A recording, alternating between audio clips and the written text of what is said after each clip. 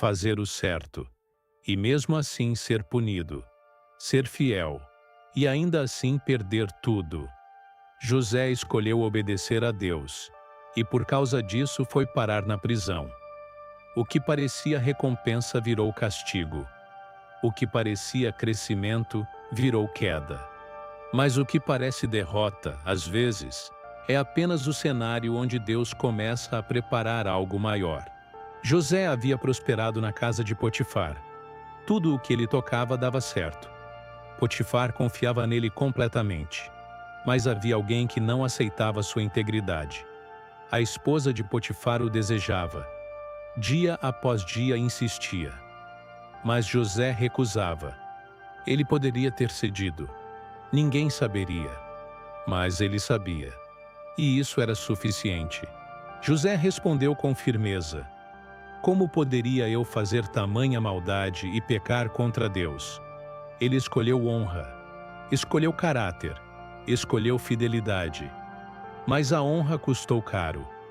Rejeitada, a mulher o acusou falsamente. Disse que ele tentou forçá-la. Apresentou sua capa como prova.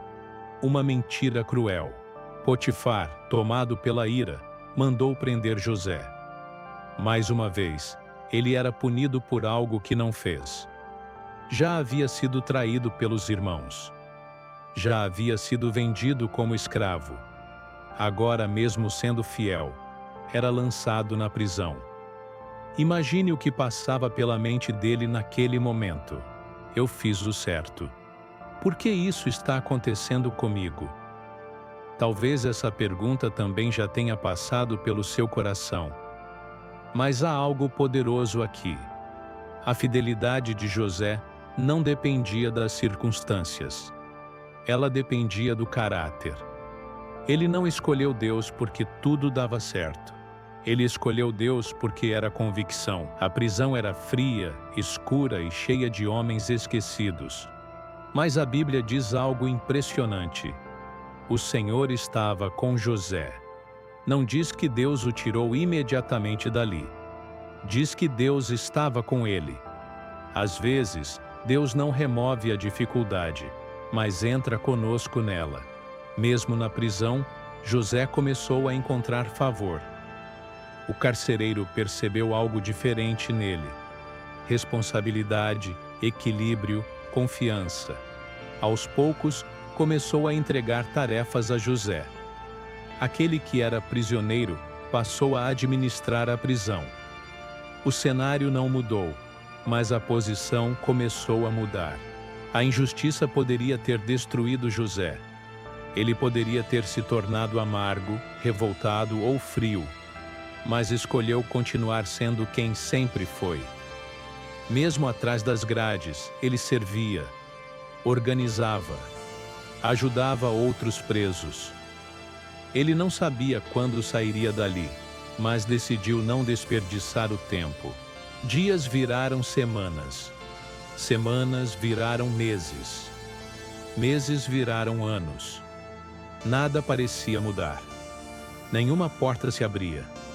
Nenhuma explicação era dada. Mas Deus estava trabalhando no invisível. A prisão ensinou paciência. Ensinou liderança sob pressão. Ensinou dependência total de Deus.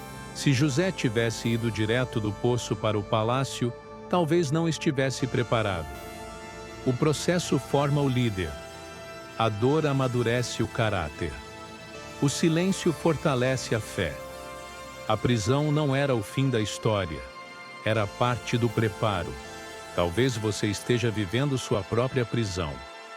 Não atrás de grades, mas em um lugar onde se sente limitado, esquecido ou injustiçado.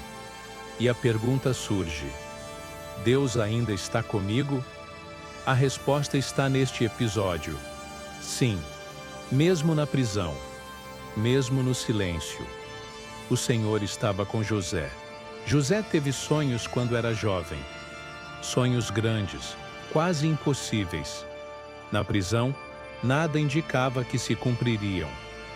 Mas sonhos que nascem em Deus não morrem na adversidade. Podem passar por poços. podem passar por prisões, mas não são anulados. A prisão não cancelou o propósito, apenas atrasou o cenário. Dentro daquele lugar escuro, Deus estava moldando um governador. O que parecia abandono era treinamento. O que parecia silêncio era alinhamento. No próximo momento da história, 2 homens importantes chegariam à prisão. 2 sonhos seriam revelados. Uma promessa seria feita.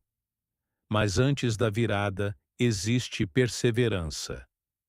Antes do palácio, existe a prisão. Se esse episódio falou com você, curta este vídeo. Isso ajuda essa mensagem a alcançar mais pessoas. E escreva nos comentários: você já passou por uma fase de prisão na sua vida? Quero ler sua experiência. E se está acompanhando a série Contando a Bíblia, inscreva-se no canal. No próximo episódio, veremos Deus começar a mover as peças no invisível.